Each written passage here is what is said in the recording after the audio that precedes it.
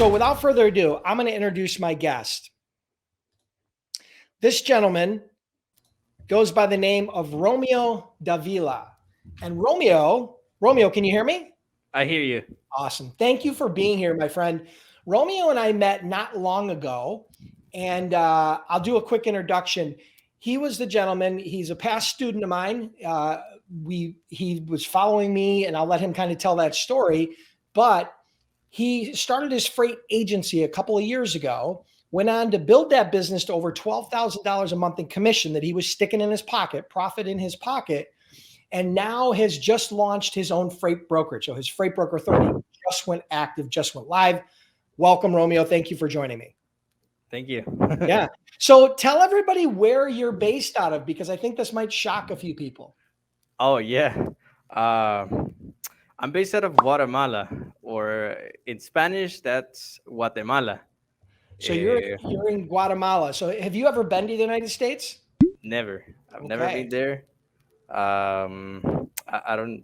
I mean, I don't even have any plans yet to go there. Maybe in 1 or 2 years, because uh, part of the plan is go there and just starting a trucking business. But by then we plan to do some other stuff. But as of now, there's I've never been there.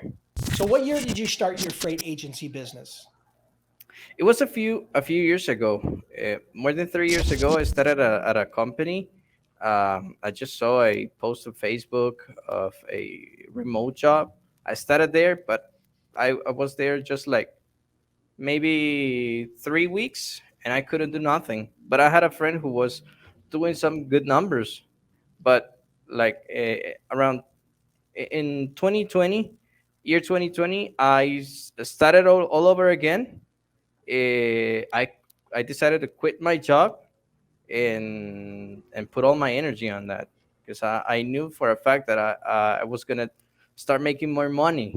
At the beginning, my first month, I only do $500, and that was a profit.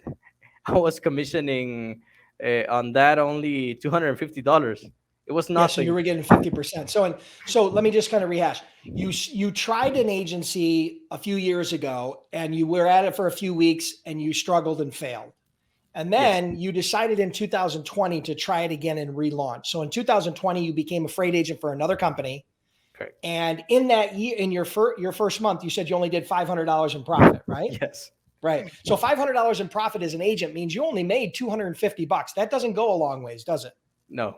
Okay. No. So then after your first month, it continued to grow. So tell us, what did you do that first full year in 2020? How much approximately would you do in sales and profit?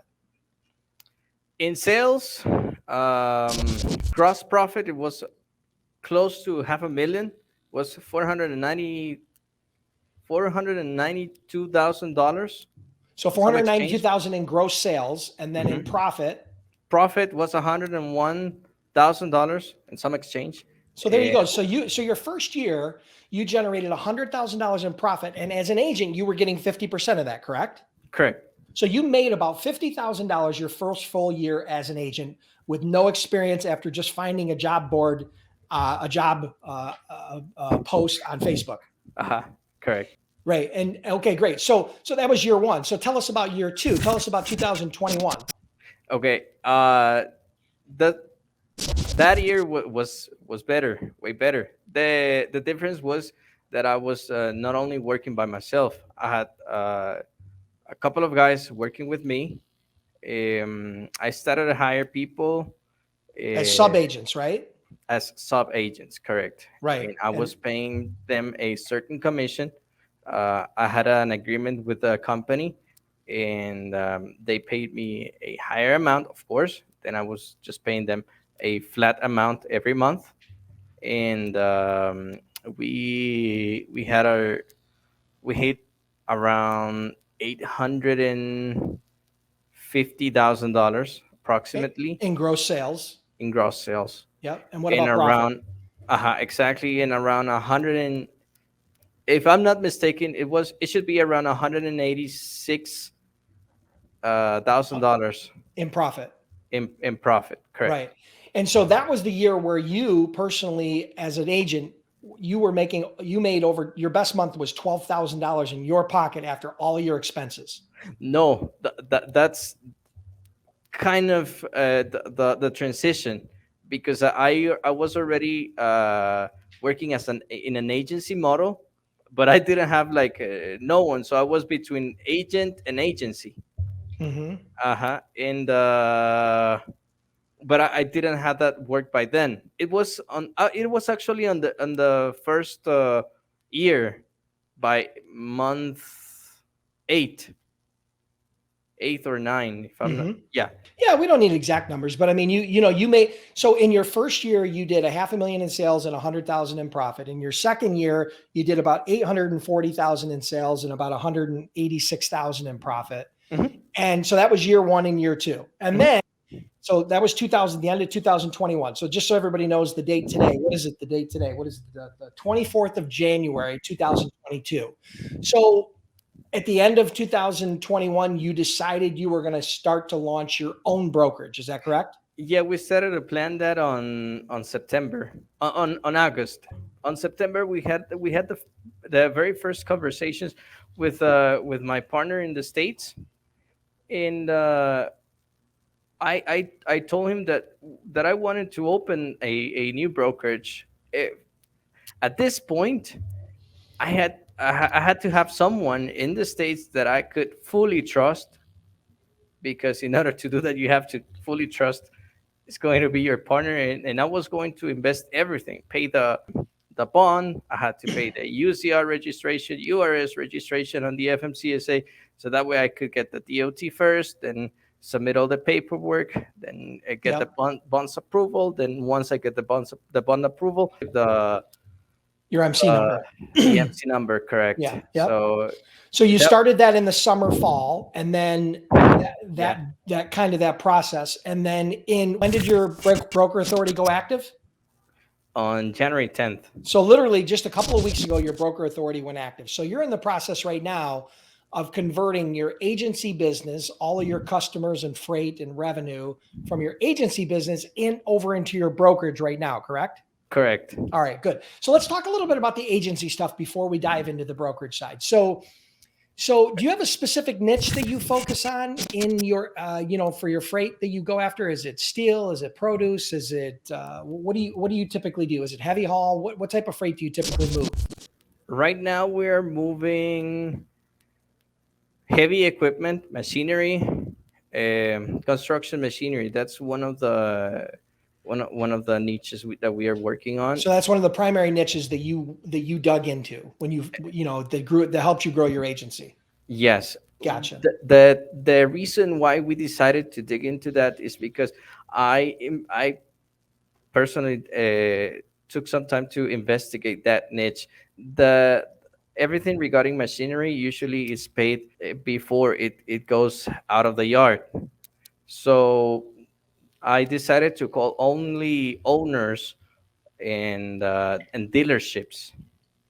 I mean, company owners and dealerships of machinery, because Yeah. I was able to close deals where they could pay me before the load is delivered, or Yeah. while So it you is get, being so it picked up. cash flows well. So they pay you quickly because of the size of the invoices and the Exactly. amount, right? So you decided to focus in on that niche. And one of the reasons why you did is because you knew you would get paid quickly and cash flow was an important thing, right? Yes. The other thing I love about the heavy haul industry, or oversized and overdimensional, is that it's definitely more complex and it definitely has some unique nuances. But what I found is that a lot of brokers, new agents are afraid of heavy haul because you got to understand, one week you might be moving a crane that weighs a certain amount, that's a certain height, and the next load might be completely different, right? It has totally different weight, totally different dimensions, requires totally different permits, has to have totally different carrier, and there's a lot of complexity to heavy haul. But if you invest time and energy and you research it and you learn it, it can be an incredible competitive advantage because most people won't do that. Is that what you found? Yes. I started on that particular niche because um, I was looking for something that could generate money or enough money without selling that much, and also because of the cash flow. At the beginning, the company didn't have a strong credit, so that was another reason why. I also started with flatbed freight, specifically in construction, um, in construction supplies, basically, blocks and cement and everything regarding that. But I couldn't move all of their volume because of that. Now we are able to move. We were able to move maybe from August of last year to December, consistent freight and dedicated freight with some of our customers that we were able to get on that niche. Those are local runs in Texas, South Texas to Houston, and and we were able to also connect with new. It's not me. It's one of my guys was able to connect with a new shipper that is moving recycled rubber. So we are able now to move more freight because we have a better credit. Gotcha. Very good. Okay, cool. So you've dabbled in a few different niches. You did some straight flatbed freight where you were doing construction equipment. You've done some heavy equipment where you've moved heavy equipment, and you've also done, now you're doing some recycling, right? Because it's more Correct. recycled rubber. So you're diversifying into different niches, and I want to spend a minute on this because here's the thing. This is exactly what I did when I first started. I picked one niche and I focused very heavily on it. And I'm a strong believer in that. You focus very heavily on that niche, develop that niche, develop your skills, develop the pricing, develop the relationships with your shippers, develop relationships with carriers, and really start to get that flow, right? Where you've got something that's predictable. And then from there, you can always extend out into other niches. This is the thing that most people don't understand. Just because you start in one niche doesn't mean you're limited to that niche only for the rest of your career. I mean, you can expand into other niches, just like Romeo did, just like I did, just like any other successful broker or agent does in most cases. So I think that's interesting. So on the agent side, tell me this, as far as give us an example of one of your most profitable, if you can recall, one of your most profitable loads that you've ever moved. Probably a heavy equipment load, I'm assuming, right? Because it was probably big dollar signs. Give us an example of maybe one of the most profitable loads you've ever moved. The most profitable load, it's kind of embarrassing, and trucking companies will kill me. But anyway, it was a load that the shipper was paying about 40, no, like 38,500 on that load.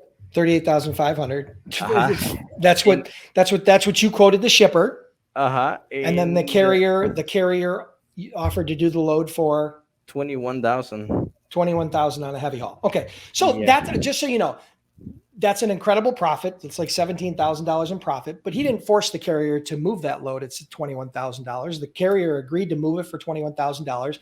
Now that's unusual. Okay. That's an unusually high profit. I didn't choose the cheapest, by the way, because I Right. had another offer of 19,000, but I just didn't want to go with that guy because Right. I didn't So have it listen, on here's my the thing. face. You have nothing to feel bad about. You didn't force the carrier to take the load at 21,000, and the Yes. shipper saw enough value in giving you the load for 38,000. So ultimately, you don't have anything to feel bad about. And the carrier has nothing to be upset about because they got what they asked for, right? They asked for $19,000 or $21,000 and they got paid $21,000. You didn't short them, right? You gave them everything you promised. Yep. Right. So you have nothing to feel bad about, but just know that's an example of how profitable heavy hauls can be, but they're not always going to be that way. But it wouldn't have been unusual to make $3,000 to $5,000 or more on that type of a load, right?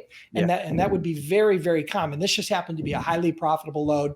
And sometimes they are, because you got to understand, heavy haul and overdimensional, those loads can get very complex. I mean, there's a lot of work that can go into these loads. I mean, I'm not talking about a typical one pick, one drop van load, right? Yeah. That's very simple. I mean, you might have literally hours and hours and hours into just providing a freight quote for a load like this. Okay. And then not only that, but the follow up, the permits, the complexity, all of the legalese, because there's a lot of complexity that goes into heavy haul freight. Matter of fact, I'm not a heavy haul expert by any stretch of the imagination. Romeo knows more about heavy haul than I'll probably ever know. But I know that we had a lot of agents that did do it, but they were very, very good at what they did, and they got paid handsomely to do it. So congratulations to you. Just a little comment on that.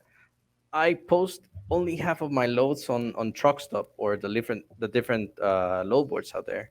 Uh, Usually I use the same carriers for everything. So they tell me that they have a truck, let's say in Texas, and they try to find something going close to where my load is at, and that way I can get better rates. Right. Sometimes I've been looking loads for them, even that are not mine. I just talk to other people and see if they have something for my carriers, so that way they can go and get my load. Yeah, let me explain that a little bit further. So Or the Romeo brokers. carriers that have specific equipment and he has relationships with them. But if he's got a load picking up in Houston and the carrier that he wants to use is in Dallas, that driver is going to have to drive all the way from Dallas to Houston empty. Okay. And that's very expensive, right? So that would add to the cost for the carrier and add to the cost of the load. So rather than him forcing that driver to just drive empty, the carrier and Romeo try to help find him a load down to the Houston area so that it's more profitable for the carrier. Does that make sense? Right. So the carrier doesn't have all that deadhead. Right. So in situations like that, where you're struggling to find a truck in a market, or where you have a specific carrier you want to use, helping them to find a load to get closer to your load, whether you get paid on that or not, whether you benefit from it or not, it helps your partner, the carrier, and ultimately helps your shipper, because now you have the carrier of your choice hauling that load. So you have a higher level of trust. You've got more rapport with them. It's much going to be a much higher level of service than just finding some random carrier that you've never used before off a load board. Because you got to remember the value of that piece of equipment. How much did that piece of equipment cost? Hundreds of thousands, right? Yes. Yeah, hundreds of thousands of dollars. I mean, you got to understand, a tractor can cost you $250,000. A bulldozer, a big bulldozer, or a big piece of equipment can cost you millions of dollars. I mean, literally, that can be the value of some of these loads. So there's a lot of complexity there, but I think it's very interesting. All right, so tell me this. We're going to continue to flow on here. So what's one of the biggest lessons you learned, as an agent about growing a successful business? I mean, if there's one or two things you could share with the audience about building a successful freight broker agent business, what would it be? I mean, you've been doing this for a few years now. You've been successful. Give us a little bit of insight. Let me say it in short terms. You have to be consistent on your follow-up, because people does not trust you, and they will never give you a load in one call. Most of the new agents and people that I've hired, they think that just by giving them a call they will get a quote, and I've been telling everyone to not do pretend to have something like that, because that never happens. And if it happens, it's going to be a one-time thing in your life. Yeah. No, so you're emphasizing the importance of follow-up, right? Everybody's heard that old expression in sales, the fortunes in the follow-up. And I think there's a Yes. lot, and I agree with Romeo in that there's a lot of misconception about selling, about cold calling. There's very few what I call one call pickups, right? Where you, on the first phone call, you get a customer. It just is extremely rare. Okay. It rarely happens. It's happened. I've done it, but it's very rare. And so what that means is that the only way that you got to remember, you're calling a complete stranger. And what you're asking to do on that complete stranger is you're asking them to get engaged and to marry you on the first date. And that just doesn't happen, right? Yeah, So exactly. what you have to do with the shipper is you have to learn, first they have to know who you are, and then they have to like you, and then they have to trust you. Those are 3 important barriers of entry: know, like, and trust. Okay. And that takes time. That might take 5 different communications, some by phone, some by email, some in person. It might take 10. It might take 20 follow-ups in order to develop that know, like, and trust. But once you have that, now all of a sudden, now you've got a customer, and the lifetime value of that customer can literally be hundreds of thousands, if not millions of dollars. So it's worth the investment and it's worth the effort to do that consistent follow-up. And the problem is you don't know which one of your leads is going to know, like, and trust you and give you the opportunity. So you have to follow up with all of them the same. Don't prejudge any of your leads and follow up with all of them as if they're the next biggest customer you're ever going to have. Okay. So I think that that's a really important lesson, because I think people don't understand that it does take an enormous amount of effort to get customers. But the cool part is you don't need hundreds of customers. How many consistent shippers in your biggest month ever as an agent? How many consistent shippers do you think you had throughout that month? Total number of different shippers. 12. 12. Guys, he's making 6 figures and he had 12 customers. He didn't have 1,200. He didn't have 120. He had 12.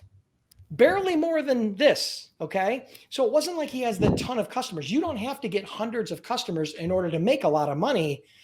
But the key is you got to get the right customers in the right niche, and that takes follow-up. So yeah, no, I think that's an important lesson. Is there anything else that you'd want to talk about as it relates to maybe some tips for new agents or people that are just starting out?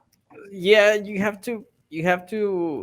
must have a system of to properly do your follow-up, because after making 50 or 100 calls a day, you won't know exactly what to do on the next day, or you won't remember what you told the person on the phone. So I started using the Excel sheets, and then I started to move to a CRM. And that's how you manage all your follow-up and everything. Right. So a CRM, for everybody, a CRM stands for Customer Relationship Management. And it's a software where you put all your leads in, you put all your prospects, you put all your customers, and every time you have an action, a call or a follow-up or anything in there, a quote, you put it inside of your CRM, and it tracks all of that activity and it keeps you on schedule. Because without that, an Excel sheet gets pretty unwieldy when you've got hundreds of conversations that you've had over the last month. Right. Yeah. And all of a sudden you don't know which one you're supposed to be following up with. So yeah, so that's, if you're going to be a broker and you're going to develop and grow a large brokerage and you're going to be doing a lot of outreach to different shippers, you're going to need a tool like that. Now, here's the good thing. They're very affordable. What CRM did you use? It's named Flowloo. There's tons of them. I mean, there's literally thousands of CRMs out there. Okay. And I would tell you that the average CRM is going to probably cost you somewhere between $25 and $100 a month. Okay. Probably somewhere in that range. What's yours monthly? It's like $28. There you go. For 8 users. Right. So it's very affordable. It's not expensive, but it's one of the most powerful sales tools you can have. As a matter of fact, Romeo, you were part of my Freight Broker Sales Accelerator, right? Yes. Were you a part of my last cohort or the one before that? The last. So the most recent one. So Romeo was a part of my Freight Broker Sales Accelerator. For those of you that don't know what that is, that's where that's a 5-week Freight Broker sales training program where I take that piece of my brain and I share everything I know about sales, strategies, tactics, and systems, and I share it with a small group of students. This time I had about 100 students in that group. And so that was a program we just wrapped up. It was a 5-week coaching program where I teach that entire process. And a part of that process is technology, right? Where we talk about CRMs and we talk about, and then before that, we talk about the importance of follow-up, and we talk about developing a sales cadence. And we talk about a lot of things that I know Romeo is now using to help grow his business. And if you guys wanted to, that has been sold out for a while, and I'm going to reopen that probably in the next month or two. So if you guys want to be a part of that, I can give you guys a quick link here where you can jump on the wait list. Let me do that really quick because I always get tons of emails after this. All right, so here's what you're going to do. If you want to get on the wait list, the only way you'll be able to be a part of the program is if you get on the wait list. So if you want to get on the wait list for the Freight Broker Sales Accelerator, which will probably be launching in the next 30 to 60 days, you got to go to freightbrokerbootcamp.com/waitlist. Okay, that's the only way you'll be able to do it. So get on that wait list, and then I'll notify you when it goes live. Now, it doesn't guarantee you a spot. You still have to act quickly to get enrolled because typically those sell out within a day or two. Okay. So if you want to be a part of the next Freight Broker Sales Accelerator, get on the wait list. And so let's talk about that for a second, right? You went through the whole Freight Broker Sales Accelerator. What's one of the biggest things you learned at going through that sales accelerator? I would say two things. First, the mindset. That's module number one. We start with mindset. Yep. Yes. And then follow up. And then the follow-up process of having a real process defined for follow-up and a sales cadence. What did you think about the whole sales cadence, that concept of having a sales cadence? Having 16, where you gave us a template, like an outline, like a template where you have to get between 10 to 12. You have to connect with your customers in different manners. Yeah. So it's like touching people. Yeah, exactly. Yeah. So we use phone, we use email, we use social media like LinkedIn. So it's a multi-dimensional, multi-touch point outreach strategy. And so that's a big part of it. And I think that will make a huge difference in the number of contacts you make, because again, sales is a contact sport. So is that something you've rolled out or you're planning to roll out in your brokerage? I'm already doing it. Awesome. Perfect. All right, cool. So let me ask you this. Couple more things. Let me see where we're at. All right. So a couple more questions. So why did you decide, we're going to move over past the agent part, right?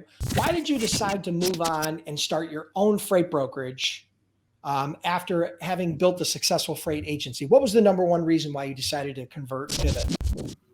I would say the two most important reasons are, first, because of the percentage is better. At the end, is business. Mm-hmm. It's not only about the money, but the money is very important at the end of the day. Yeah. And the second part is because I can take more decisions on whether to make or stop. To do or stop doing something. Yeah, you have more control. Mm-hmm. Yeah. So you have more control, more profit. Yep. Because right now we started to implement some of the things. First, the CRM. We established two different sales funnels. Now we have a customer acquisition sales funnel, and most of the things out there are based on what I've learned on the sales accelerator program. And the second sales funnel is it's a sales funnel. It's from the quoting part. So we implemented that specific part right now. We are following up. We're still following up on heavy equipment and machinery dealers. Mm-hmm. We just hired a guy who is doing products right now, and hopefully that goes good. But as of now, that's one of the things. And the last thing that I wanted to apply is having a factoring company, because I didn't have that before. Yeah, because you were an agent. So Romeo, you're doing in your own brokerage, now that you've started your own brokerage, you're actually going to be using an agent business model, right? So you're going to be having agents come and work for you, under you, getting the same sort of percentages that you were getting when you were an agent. Correct. All right, cool. So are you are you looking to hire new agents right now? I mean, is that something that you would take on, new agents right now? Is that something you're interested in? Yes. Okay. Did you put a job post on the Freight Broker Bootcamp job board? Yes. Okay, cool. All right. So guys, so really quick, let me just do this really quick. For those of you that want to check out his job posting, because he's a new broker who's willing to take on new agents. Okay. Go to freightbrokerbootcamp.com/jobs. And the company's name is Freight for All. Freight for All. You'll see their post, their job post. Plus, there'll be a bunch of other job posts there. If you're looking to place a free job ad, you can obviously, if you're a broker, an agent, you want to hire somebody, you can place a free job ad there. But if you're looking to get hired as an agent with someone who's had significant experience as an agent and understands the agent business model and now has his own freight brokerage, Here you go. Romeo's here for you. You guys can communicate with him. You can submit a job application, and you guys can connect, and hopefully it becomes a win-win relationship for everybody involved. So check out freightbrokerbootcamp.com/jobs, and then the company name is Freight for All, right? You'll see the job postings there.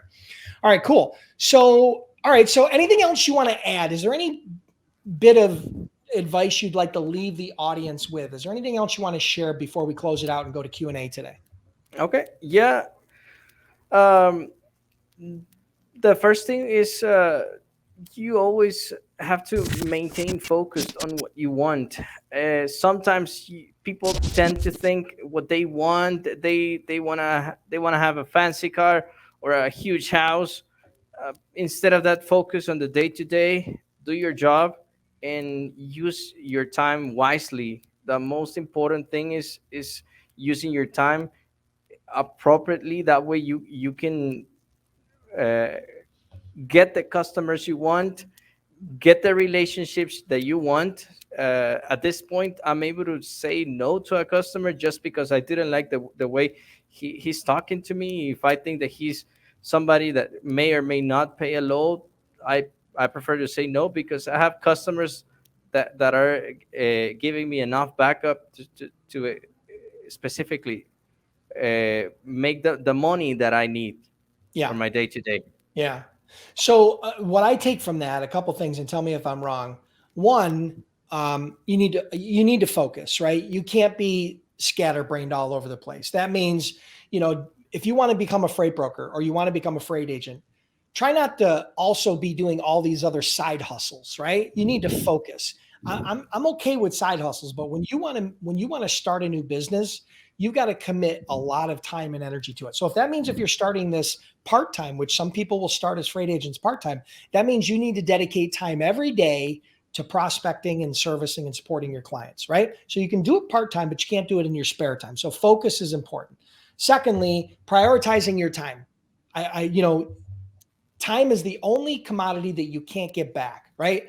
Every minute that goes by, you can never get it back. And when you look at the end of the day, you should be able to, the way my philosophy has always been this: you get up every morning and you pick a grape off the vine and you squeeze that grape as hard as you can all day long. And at the end of the day, you're the only one that's going to know whether you really squeezed that grape and you got all the juice out of it, because you're the only one who's going to have to look in the mirror at the end of the day and say, I kind of sloughed off today. I kind of cut some corners. I wasn't real focused. I didn't work real hard. Or you can look in the mirror and be proud and say, listen, I gave it my all today. So if you take that sort of philosophy, you'll be shocked how far you can get in a very short period of time. It doesn't take 20 years to build a successful business. You saw Romeo built a very successful freight agency in just a year or two, and now he's on to grow an even bigger business as his own broker. So I think those are great pieces of advice. Romeo, also, you can see here on the screen, Fausto Davila. I recommend anybody who's looking to become a freight agent, you guys can check out his job posting. Thank you so much for being here. I truly appreciate it. And remember, guys, I know we didn't spend a lot of time on this, but Fausto is in Guatemala. He's not in Chicago. He's not in Miami. He's not in, New York or Buffalo. He's in a foreign country, and he was able to do it. So I promise you, much like many of the other students, one of the most famous ones is Yogi Goswami, right, from India, never been to the United States, right, had all kinds of obstacles. But guess what? If Romeo did it, and if Yogi did it, you can do it. It won't be easy. I can't promise riches. I can't promise fame, but I can promise you that if you work hard, you can have the same sort of results as Romeo. And thank you so much for being here, Romeo. Well, listen, for those of you that are curious about becoming a freight agent like Romeo, or becoming a freight broker like he's doing now, check out freightbrokerbootcamp.com. We've been in business over a decade, have trained over 10,000 students, and we offer a 60-day, 100% unconditional money-back guarantee. You can check that out at freightbrokerbootcamp.com. And truly appreciate you being here, Romeo. Maybe we'll have you back on in a year from now after you've launched the brokerage and see how far you've been able to go. Again, congratulations on all your success, and I'm sure we'll talk again soon.